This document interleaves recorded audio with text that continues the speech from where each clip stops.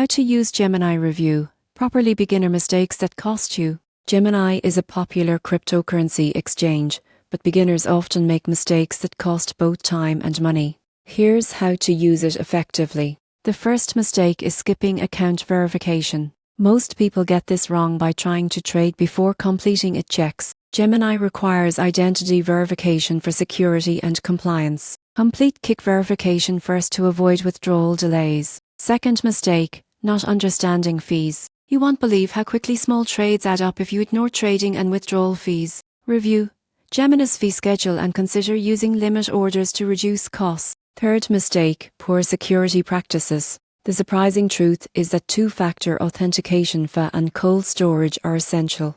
Beginners often neglect these, risking account hacks. Enable FA and consider transferring long-term holdings to secure wallets. Fourth mistake, ignoring market tools. Gemini provides charts, alerts, and recurring buys, but beginners may overlook them. Using these tools helps you track prices, automate investments, and make informed decisions. Finally, not monitoring portfolio performance is common. Gemini's dashboard allows tracking of gains, losses, and allocation.